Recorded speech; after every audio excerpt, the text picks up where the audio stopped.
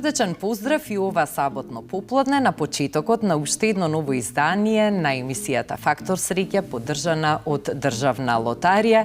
Емисија во која веќе верувам се навикнавте да ги очекувате и да ги следите познатите личности со кои што зборуваме за среќата и за нивните животни успеси.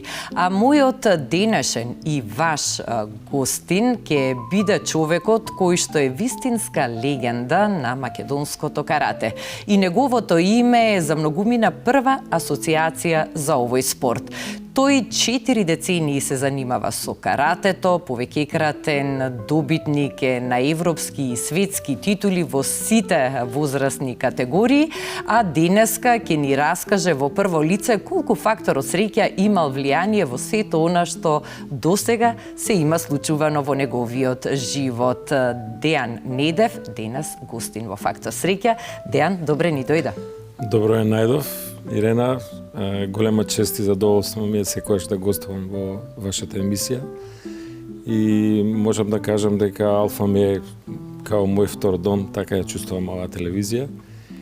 И уште еднаш голема благодарност. Ме радува што е така, впрочем и ние како медиум навистина со големо задоволство ги следиме сите не само твои лични успеси, туку и на новите генерации на деца каратисти со кои што работиш како тренер и го споделуваш знаењето, така што многу пати сме имале можност да бидеме заедно пред камерата, но овој пат евек имаме можност малку поодблиску да те запознаеме пред се како личност, како човек, не само како еден супер успешен и талентиран спортист, односно каратист. Дејан, ти започна со карате да се занимаваш многу рано, уште од 5 годишна возраст, што е нормално, бидејќи доаѓаш од едно такво семејство, и тоа значи дека измина некако цели 4 децении откако си на спортските терени.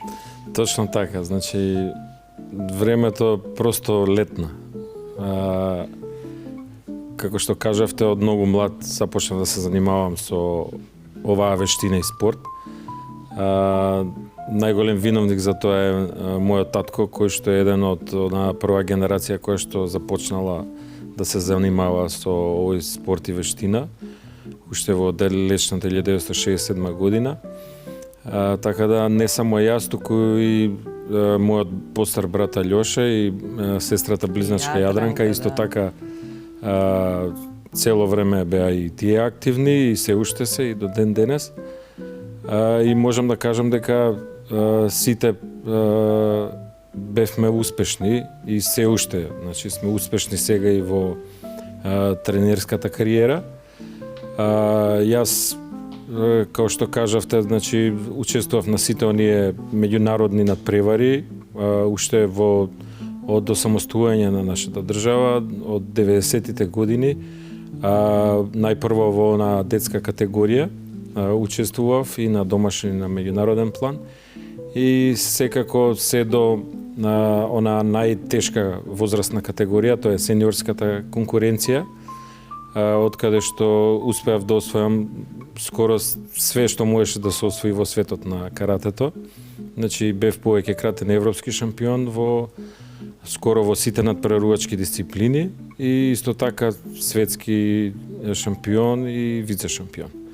Ќе се навратиме на овие значајни моменти и на тие највисоки награди освоени и најдобри достигнувања на полето на каратето, но бидејќи го спомнавме и Венцислав, еве да кажеме дека неодамна вие двајцата добивте престижно признание за развој на традиционалното карате во Турција.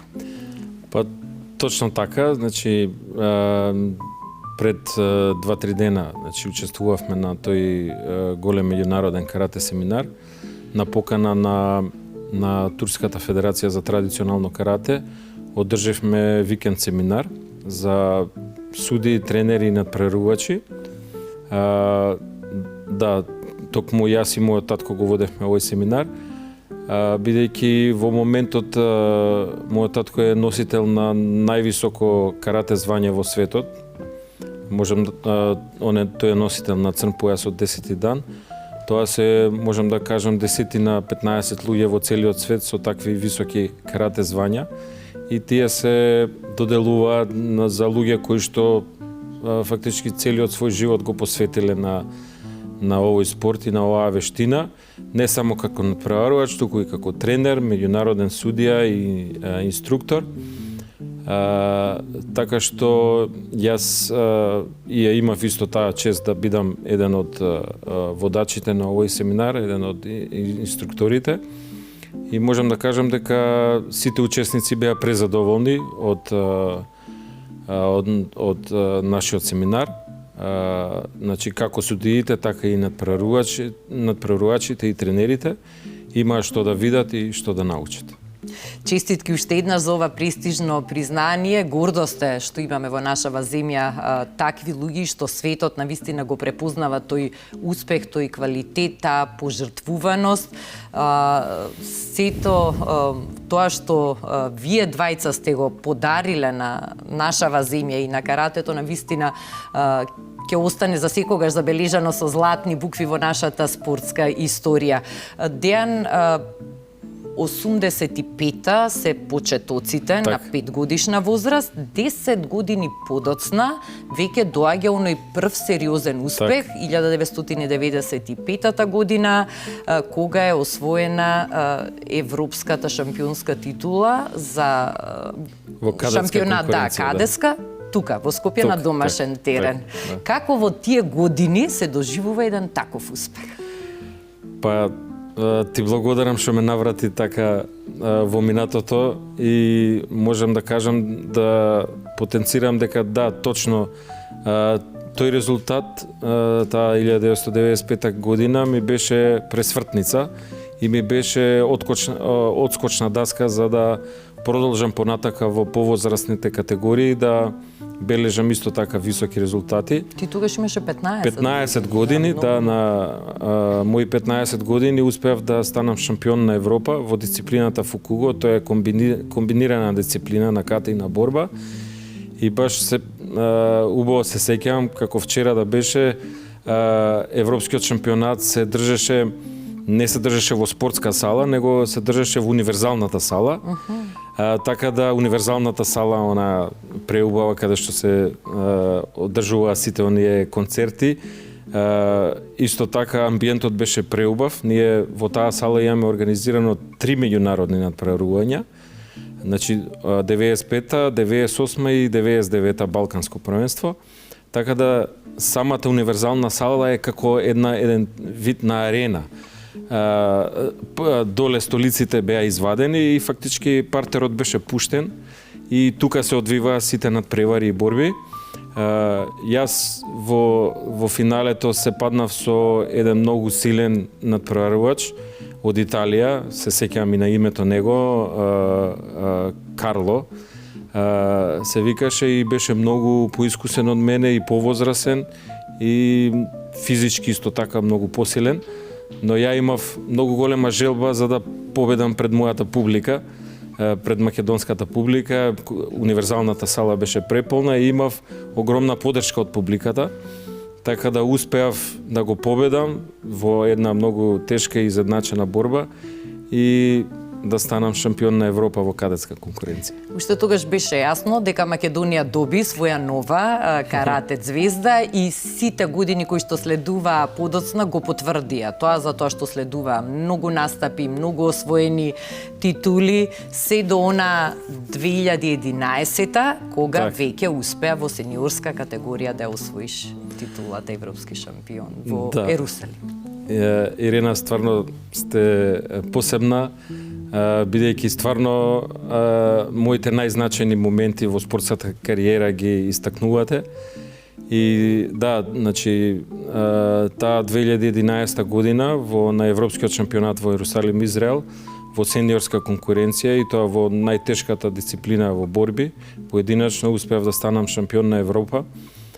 Години наназад бев блиску до освојување на тој медал, но секогаш имало некакви неправди од страна на судиите, исто така факторот среќа не ми бил наклонет, значи секогаш и среќата е многу важна, бидејќи доволно е да оние кои што се главни конкуренти за освојување на медалот да не ти се паднат во првото коло, да не изгубиш уште на стартот, значи доколку го пробиеш ледот на почетокот и тремата ја снемува, она позитивна трема која што е застапена кај секој надпреварувач, и доколку ете и ждребот ти е наклонет, исто така среќата ти е наклонета, доаѓаш до остварување на таков висок резултат. Така да во Ерусалим во финалето се сретнав со представник на Украина и се сеќавам дека таа борба многу брзо ја решив и станав шампион на Европа. И тој резултат ми донесе и да се стекнам со највисокото признание од нашата држава, тоа е националното спортско признание кое што 2012 година го добив од владата на Република Македонија. И тоа е само едно од многуте државни признанија, затоа што има цел еден список на награди, 13-то ноемвриска награда, каратист на векот, значи долг е на вистина тој список со тие признанија, колку сите тие признанија се фактор на среќа. И нели од кога ќе се вложи толку труд, тренинзи, часови поминати во вежбање, пот, болка, физичка исцрпеност, некако чинам дека тие награди доаѓаат како јаготка на шлагот и како посебно задоволство на крајот. Па добро, среќата неминовно е потребна за се во животот, да имаш среќа, што се вика, да не си малер. Но без работа и без труд, мислам, среќата може во многу мал дел да ти помогне. Бидејќи ако имаш позитивни гледишта и позитивна мисла, среќата е секогаш тука за да ете така да ти помогне во некои мали нијанси. Но во секоја професија, така и во спортот. Значи, во спортот особено, колку се посветиш, колку посветиш време, значи успехот е неминовен. Значи мора да има жртва, да се посветиш максимално за да постигнеш такви врвни резултати на меѓународен план.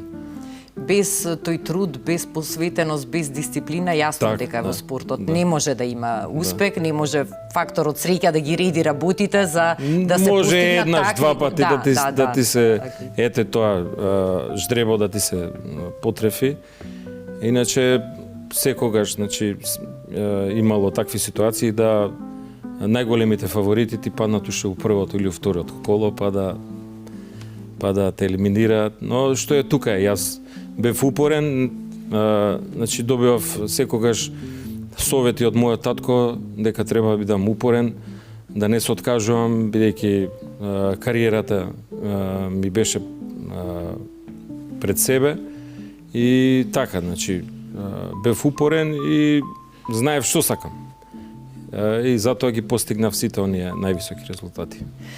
Колку во семејството Недави, во вашето пошироко семејство, сте имале навика, може би традиција да играте игри на среќа, затоа што, нели, од секогаш беа популарни лото сетум, бинго, грепки, инстант лозови? Па да, јас се сеќам, ние бевме многу млади деца, тогаш лотото беше многу популарно и јас се сеќам дека моите уплаќа редовно, еднаш неделно или два пати неделно. Но јас имам еден другар во Германија кој што живее во Берлин и така доста сме блиски и тој секогаш ме дочекува со ливче за добре дојде. За добро дојде и така играме лото. А дали си гребел некогаш грепки од државна лотарија? Да, сум гребел, да. Си добил ли некогаш нешто? Па така, ситни некои добивки, да. Ајде и денеска да изгребеме една грепка од Урбан Сил грепките на државна лотарија, каде што има парични добивки и има награда електричен скутер, па да видиме колку среќата денеска ќе не сака. Повели Дејан.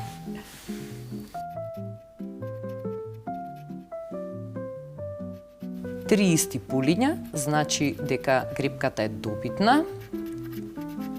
Тие Урбан 1, Урбан 2 се полињата што означуваат електричен скутер, економичен, бесшумен. Аха, имаме второ поле, Урбан 2. Ајде да видиме Дејан што ќе кажат последниве пулиња.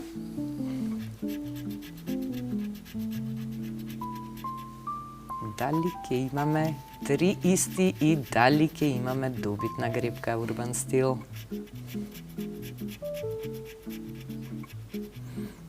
Тешко.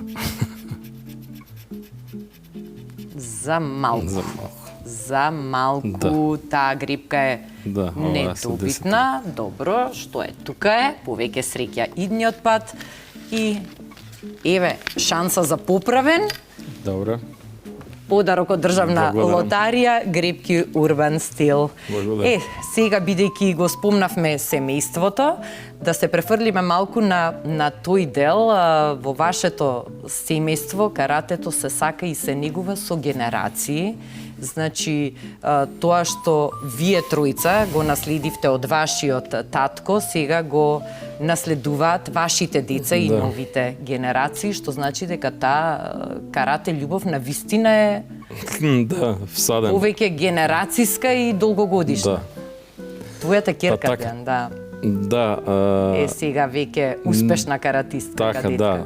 Таа е, можам да кажам, најуспешна од нашето семејство, заедно со синот на брат ми, тој е Филип. Значи, они нижат така во континуитет доста високи резултати на меѓународен план. Бидејќи во карате има надпревари и во детска, од најмладата категорија деца па до сениори. Но тука си можам да кажам на сестра ми децата, Софија Јарчевска, која што е иста генерација со Камелија, и Мате Јарчевски, братот на Софија, и најмалиот од сите, тој е син ми, Тадеј, кој што има 7,5 години. Исто така и тој тргна по патот на сестра му и на братучедите. И можам да кажам дека они исто така го сакаат каратето, као ние, и се упорни, редовни се на тренизите, сакаат да тренираат. И дури некогаш малиот кога не е умен така, кога прави проблеми по дома, не ја слуша мајка му, за него најголема казна е да му кажам дека нема да одиш на тренинг. Така да, кога ќе добија таков ултиматум, он станува умен. Така да, сите генерално сакаат да вежбаат, значи ние никого не тераме со сила. Некој од нив, можам да кажам за син ми Таде, он исто така тренираше и фудбал една година, но ете така, бидејќи сме сите обкружени со карате спортот, тој го засака каратето и се одреди за каратето. Да, тоа е веќе трета генерација, што значи каратето е практично еден начин на живот во семејството. Не да видите трета генерација поред. Вашиве деца се само дел од многобројната армија на дечиња што го сакаат каратето и што го вежбаат. Впрочем, ти имаш долгогодишно и многу големо искуство и како тренер и работа со младите каратисти во повеќе клубови. И ова е спорт што навистина ги учи младите на дисциплина. Така, да. Да, сите овие, можам да кажам, вештини боречки што доаѓаат од истокот, дисциплината има голем удел и фактор, значи бидејќи се работи за боречки спорт, каде што на секој тренинг при вежбање може да дојде до несакана повреда. Така да мора да има дисциплина, дисциплината да е на највисоко ниво, исто така и хиерархијата е многу важна, да помладите ги почитуваат повозрастните, исто така има градација на појаси и мора да бидат упорни, мора да ги почитуваат и да ги слушаат постарите, ако сакат да дојдат до одреден резултат. Јас, како што кажавте, значи во моментов држам тренинзи во нашите две школи. Тоа е карате центарот работнички, кој што се наоѓа во Капиштец, кој што постои повеќе од 50 години, кој што го основа нашиот татко, и вториот центар, карате центарот Недеви, кој што се наоѓа во Кисела Вода. Исто така јас и брат ми тука највише покриваме, затоа што тука и во близина живееме. И можам да кажам дека интересот е на доста големо ниво. Подеднакво заинтересирани има и момчиња и девојчиња. Доаѓаат уште на 4 годишна возраст да се запишуваат и мислам дека оние кои што се најупорни, највредни, тие постигаат вистински резултати. Но има некои кои што доаѓаат исто така за онака рекреативно да се занимаваат и тоа е во ред по мене, но оние кои што се најупорни, кажав, постигаат резултати од дечијата категорија па после иде кадетска, јуниорска, сениорска. Да, во секој случај одличен начин да се канализира детската енергија и квалитетен начин да се потроши нивното време, а од квантитетот секогаш произлегува и квалитет, така, се разбира да, колку ќе значи, се многу е важно потруди. за тие мали деца да се научат на ред и на дисциплина. Значи, доколку ги стекнат тие особини, тие исто така ќе покажуваат и добар резултат и во училиштето и на други активности, дали се музика, јазик. Така да каратето има многу придобивки. Дејан, паралелно со спортската кариера, веќе години со ред имаш и успешна академска кариера, предаваш на Универзитетот Скопје. Па ајде малку и за таа професионална страна и окупација. Да, па јас напоредно, значи покрај мојата спортска кариера, исто така и се едуцирав, дипломирав на факултетот за физичка култура, исто така и магистрирав на нашиот факултет тука. И 2018 година, 2012 фактички запишав докторски студии на Софискиот универзитет и веќе 2018 година докторирав. Исто така во областа на спортот. И од пред 3 години сум доцент на факултетот на Универзитетот Скопје, на факултетот за туризам и менеджмент. И заедно морам да истакнам голема благодарност до ректорот на овој универзитет, професор доктор Аце Миленковски, кој што така ми даде шанса. Ние имавме и претходно соработка, бидејќи неговиот син Љупчо Миленковски, кој што исто така професор на факултетот, на универзитетот, беше мој ученик. Значи, долги години вежбаше карате, исто така беше доста успешен и учествуваше исто така на неколку меѓународни надпревари. И денес исто така колку му налага слободното време, активен исто така во нашата федерација, кога организираме некои надпревари, исто така доаѓа како судија.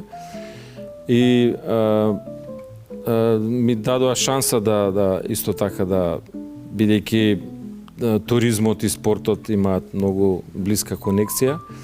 На факултетот за туризам предавам алтернативни форми на туризам, каде што има и дел спортски туризам. Исто така од оваа година предавам урбан туризам. Оваа работа исто така ми исполнува, бидејќи се работи со студенти, со млади луѓе. На некој начин има доста сличности со карате спортот. Ете така, значи, исполнет сум преку ден со тие обврски на факултетот на Универзитетот Скопје и веќе попладне ангажман со редовни тренинзи. Значи, предпладне со студенти, попладне со децата.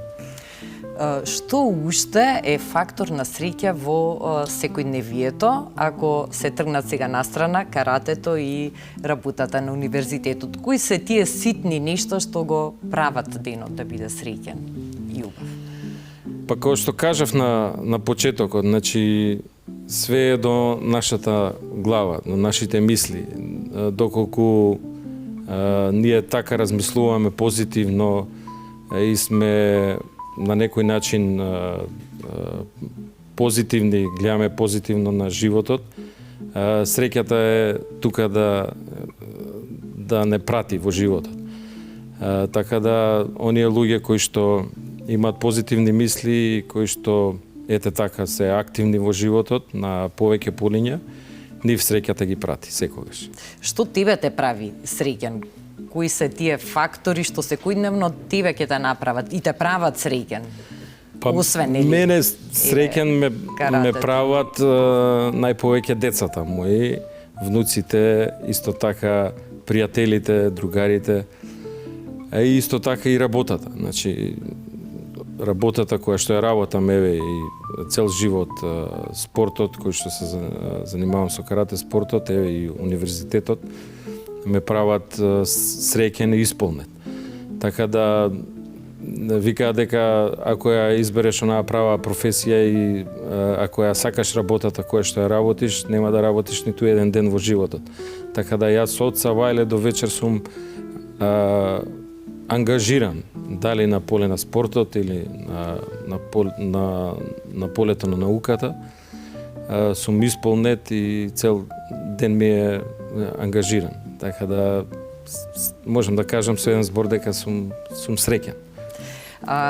Како ги пуниш батериите во тие периоди кога можеш да побегнеш од обврските, да направиш малце пауза, да го успориш темпото, како тогаш најмногу сакаш да го трошиш времето и што најмногу сакаш да правиш? Па најповеќе сакам да сум обкружен со моите најблиски, со моите деца, ете така да некојаш знаеме за викенд да останеме дома и ништо да не правиме, само да гледаме некои филмови или па да играме некои игри друштвени.